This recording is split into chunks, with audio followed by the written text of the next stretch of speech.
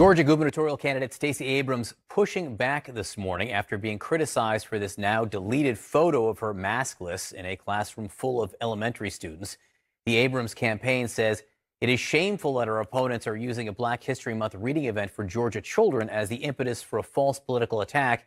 And it is pitiful and predictable that our opponents continue to look for opportunities to distract from their failed records when it comes to protecting public health during the pandemic.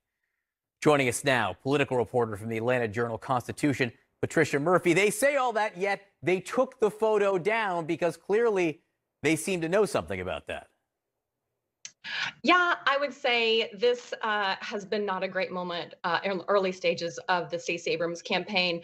This was meant to be a very innocuous, happy visit to an elementary school, but it really exploded over the weekend into a giant political controversy. It's a controversy about masks, hypocrisy, COVID, mandates, and it's something that I'm sure we will continue to hear a lot about. Stacey Abrams' competitors have already started fundraising off of it. David Perdue has launched a mini website about it. So I think they certainly see it as a big vulnerability for her right now. So look, her opponents, they're not good messengers on criticism of being careful about COVID. And yet at the same time, Stacey Abrams, Patricia, made a mistake and she's not admitting to it. You know, where are we supposed to be in the post-Trump era of people just saying like, yeah, I screwed that up? Yeah, and nobody in this entire debate, I think in this moment, has just issued a normal reaction. Stacey Abrams in an elementary school where we know all children are not vaccinated at that younger age, just don't take off your mask. I don't think it's that complicated. I have two kids in elementary school. I saw that picture and I was honestly just recoiled at that. I don't want to see an adult in an elementary school without a mask on. At the same time, Republicans rushing in to pile on Stacey Abrams is a little ridiculous because Republicans in the state have pushed against mask mandates.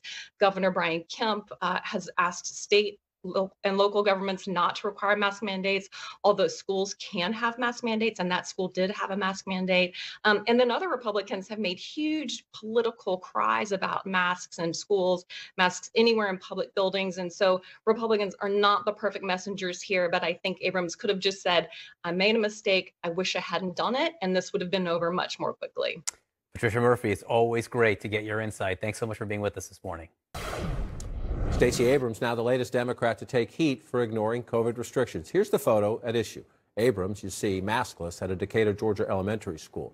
And as you can see, all the students are wearing masks. Abrams, who is running for governor, was there for a reading event honoring Black History Month. Melanie Zanona, Nolan Kano Young's back with me to discuss. Number one, if we could just put the tweet back up there for one more second, the picture of the photo on the screen for one more. It's just a total unforced error by a candidate. It's not her first run for office, and by a staff member who would not say, oh, my candidate does not have a mask on and everybody else does.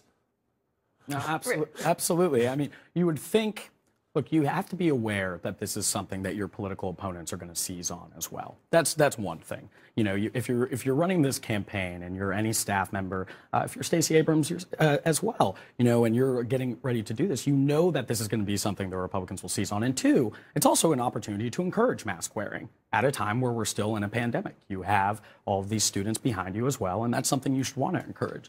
And she managed, just as you jump in, I just want to show that one thing she did manage to do is unite Brian Kemp, the incumbent Republican governor, and David Perdue, the Trump-endorsed primary challenger. They both tweeted essentially, you know, saying that she was being a hypocrite. My paraphrasing of their tweets, but you know, the two. You're right. It was a gift to the two Republicans. Right, and the way it was handled was done so poorly. They deleted the tweet, and then she put out a statement, sort of dismissing the attacks as silly.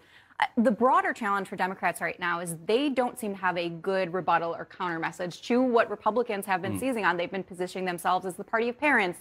They're leaning into educational and parental issues, leaning into the culture wars, and that has been an effective message for them. It's really resonating in suburban battlegrounds ahead of the midterms. And Democrats, there's plenty of things they could say. They could say Republicans, the reason why we're still in this, why our kids are still wearing masks is because Republicans have undermined efforts at every turn to combat the pandemic, but Democrats have not had a good counter message this Right, far. and she says that she took her mask off only when she was speaking so that children watching remotely could hear her and for a couple of the photos. But again, if your message is masks help, why wouldn't you want your mask on? Why didn't someone on your campaign staff say, you know, but there we go.